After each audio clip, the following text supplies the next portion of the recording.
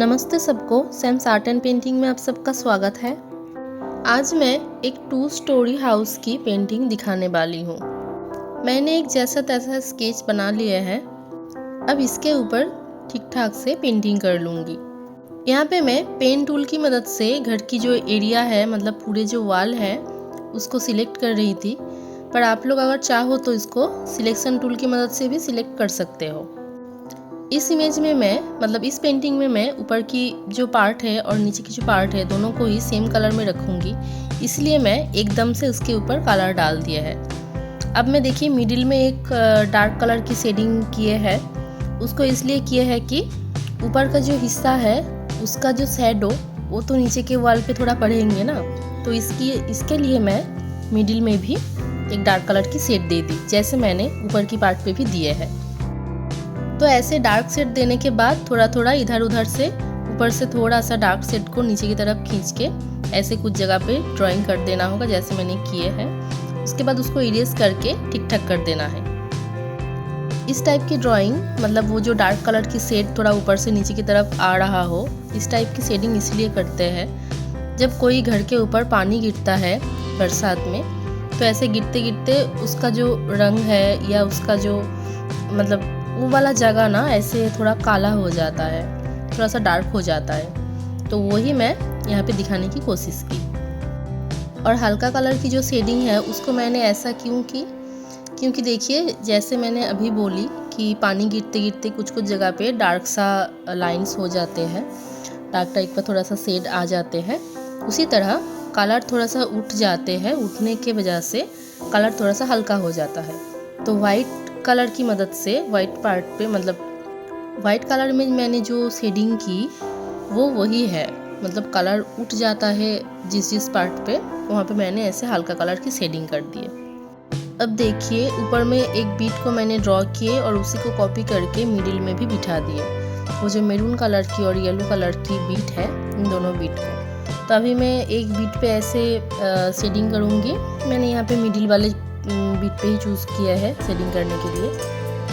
तो इस पे मैं पहले शेडिंग कर दूंगी। नीचे की पार्ट पे मैं देखिए डार्क कलर की शेड दे रही हूँ और मिडिल वाले पार्ट पे या थोड़ा सा ऊपर की तरफ मैं दूंगी लाइट कलर की शेड। तो ऐसे शेडिंग करने के बाद इसको ग्रुप बना लेंगे, इन दोनों लेयर दोनों बीट को ही ग्रुप बना लेंगे। उसके बाद उसको कॉपी करके एकदम ऊपर की तरफ लेके चले जाएंगे। देखिए अभी मैं ऊपर की तरफ लेके जा रही हूँ और इसको यहाँ पे जाके सेट करने के बाद कंट्रोल ई करके इसको इमेज बना लेंगे। क्योंकि एक तो ग्रुप में रह रहा है तो हमें और ज़रूरत नहीं है, तो उसको मैं इमेज बना लूँगी। अब देखिए ये जो दोनों बीट मैंने ड्रॉ की, इसके नीचे भी थोड़ा सा शैडो आनी चाहिए।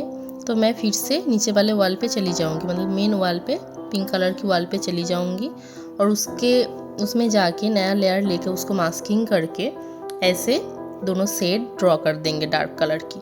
फिर उसको मल्टीप्लाई नाम की लेयर इफेक्ट देके उसके ओपेसिटी को थोड़ा सा कम कर देंगे। तो देखिए ऊपर की बीट तो हो गया, अब नीचे भी तो एक बीट देनी चाहिए।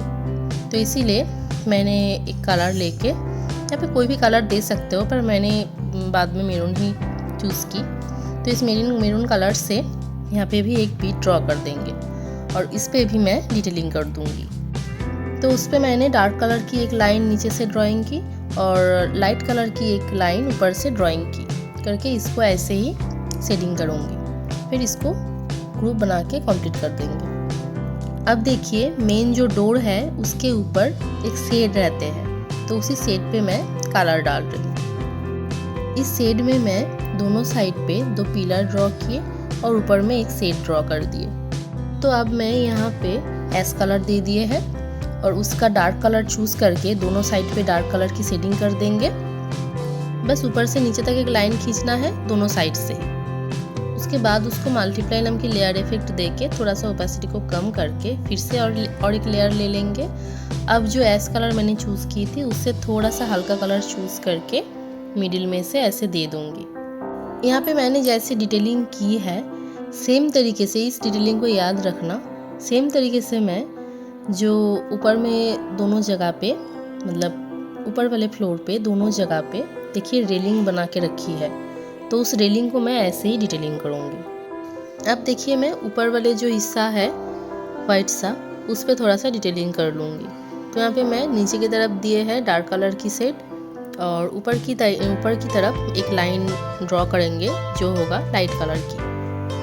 उसके बाद दोनों लेयर पे ही सुइटेबल लेयर इफेक्ट्स ऐड कर देंगे। फिर मैं आ जाऊँगी एकदम नीचे की पार्ट पे ड्राइंग करने। तो यहाँ पे मैं एक वाइट सा येलो सा कलर दूँगी।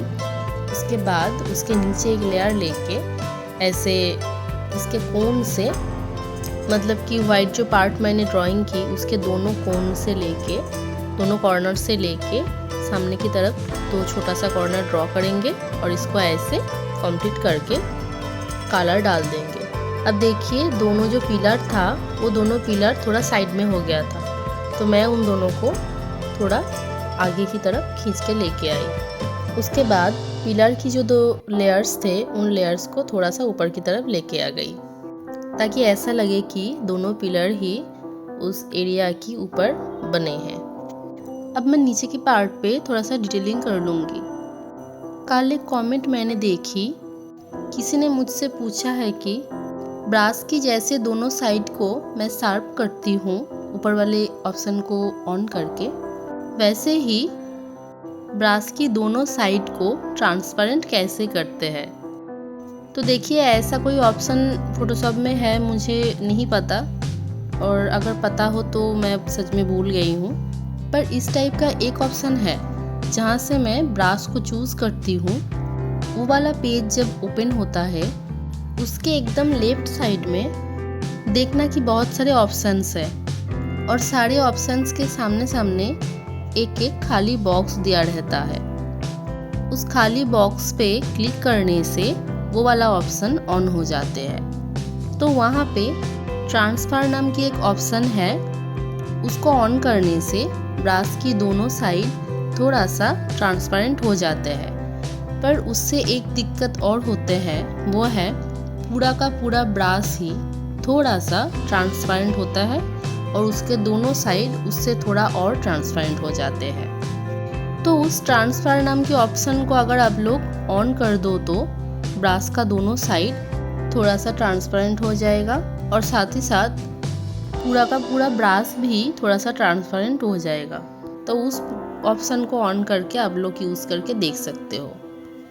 अभी मैं घर की जो बीट ड्रॉ की थी उसके नीचे एक वाइट सा और एक बीट ड्रॉ किए जहाँ पे मैं थोड़ा सा डिज़ाइन बना रही हूँ। मैंने एक हार्ड ब्रश, मतलब फोटोशॉप का जो सेकेंड ब्रश है, उसको चूज़ करके ऊपर में ब्रश को शार्प करने की ऑप्शन को चूज़ कर लिए है, मतलब ऑन कर लिए है। उसके बाद मैंने थोड़ा सा डार्क ऐश कलर से कुछ डिज़ाइन बनाए। अब उसके ऊपर में थोड़ा सा हल्का कलर से और एक फाइन लाइंस मैंने ड्रॉ कर दिए। अब इसको कॉपी करके पूरे बीट में बिठा देंगे। इसको जब कॉपी करके मैं बिठाऊंगी तो बाकी सारा जो कॉपी होगा वो सारा Ctrl E करके इमेज बना के ही उसको कॉपी करूंगी। तो डिज़ाइंस पूरे में बिठाने के बाद वो पूरा जो ग्रुप होगा बीट का, उस बीट को कॉपी करके मैं नीचे उस डिज़ाइन को बिठा देंगे। उसके बाद मैं फिर से वॉल वाले लेयर पे आ जाऊंगी, मतलब पिंक वॉल वाले लेयर पे आ जाऊंगी। उसके बाद नया एक लेयर लेके उसको मास्किंग करके उस बीट के नीचे से भी फाइन सा एक शैडो ड्रॉ कर देंगे। अब मैं चली जाऊंगी एकदम टॉप पे। उसको मैं इसी तरीके से, जहाँ पे मैंने ये बड़े वाले जो फ्लोर है, मतलब 2 फ्लोर को मैंने जैसे डिटेलिंग की है उस पर भी सेम तरीके से ही डिटेलिंग कर लूँगी। अब आप लोग कह सकते हो कि एक ही संग उसको भी कर सकते थे, मतलब उस पर भी इसके साथ ही एकदम से कलर कर सकते थे, पर मैंने ऐसा नहीं की, क्योंकि इसको कभी अगर ज़रूरत पड़े कि कभी इसी घर को अगर चेंज करके दूसरा कोई घर बनाने की ज़रूरत पड़े तो तब मैं ऊपर वाले पार्ट को थोड़ा सा इधर उधर करके इसकी शेप को थोड़ा सा चेंज कर पाऊँगी। इसीलिए मैंने बड़े वाले जो वॉल मैंने बनाई है उसके साथ उसको नहीं जोड़े। फोटोशॉप में जब भी कुछ ड्रॉ करना तो इतना क्लीन रखना उसको, ताकि बाद में फ्यूचर में किसी भी वीडियो में, किसी भी बीजी में आप उसको दोबारा यूज़ कर सको थोड़ा सा चेंजेस करके। तो इसीलिए ये वाला पार्ट हमें थोड़ा सा दिमाग में रखना चाहिए कि कोई भी चीज़ ऐसा बनाओ कि उसको दोबारा हम यूज़ कर सकें।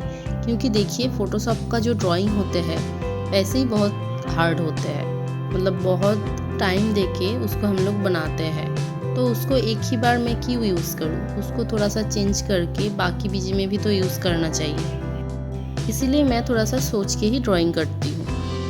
तो ऐसे ऊपर की पार्ट पे ड्रॉ होने के बाद मैं चली आऊँगी सेकंड फ्लोर में, मतलब सॉरी फर्स्ट फ्लोर में जो रेलिंग मैंने बनाई है उस रेलिंग पे कलर डालूँगी, मतलब उसको थोड़ा सा ठीक ठाक कर लूँगी। ये स्टील का रेलिंग है तो हमें यहाँ पे स्टील टाइप का ही एक टेक्सचर देना है, मतलब ऐसे ही ड्रॉ करना है। तो इसीलिए मैंने एस कलर को चूज़ कर लिए है। तो एस कलर से मैंने पहले बाउंड्री को ड्रॉ कर लिए है। अब मैं रेलिंग्स को हार्ड ब्रश से ड्रॉ कर लूँगी। तो ब्रश से ड्रॉ करने से क्या होगा, इसका सारा जो शेप होगा, मतलब साइज़ जो होगा वो सभी सेम रहेगा। तो इसीलिए मैं ब्रश से कुछ 2-4 बना लूँगी और उसी को कॉपी कर करके बाकी सारे में बिठाऊँगी। तो देखिए, इसको कॉपी करते करते मुझे ख्याल आया कि अगर कॉपी ही करके बिठाना है तो एकदम से डिटेलिंग करके ही बिठाऊँ तो मेरा कष्ट थोड़ा सा कम हो जाएगा। तो इसीलिए मैंने उस लेयर के ऊपर एक लेयर लेके एकदम दोनों साइड से ऊपर से नीचे की तरफ डार्क कलर की शेडिंग की, और उसके बाद मैंने उस लेयर को मल्टीप्लाई नाम की लेयर इफेक्ट देके उसकी ओपेसिटी को थोड़ा सा कम करके और एक लेयर ले ली, और उस लेयर को मैंने लाइट सा कलर चूज़ करके, मतलब ऐस का ही थोड़ा लाइट कलर चूज़ करके एकदम बीच में दे दिए है। और उस लेयर को मैंने ओवरली नाम की लेयर इफेक्ट देके उसके ओपेसिटी को थोड़ा सा कम करके उसको कंप्लीट कर ली। अब मैं साइड की जो बाउंड्री है उस पर भी सेम तरीके से ही डिटेलिंग कर दी हूँ, मतलब कर रही हूँ। यहाँ पे मैंने लाइट कलर की शेडिंग पहले की बीच में से, अब मैं साइड में डार्क कलर की शेडिंग कर रही हूँ। उसके बाद दोनों लेयर पे ही सेम तरीके की लेयर इफेक्ट दे के उसको कंप्लीट कर लेंगे।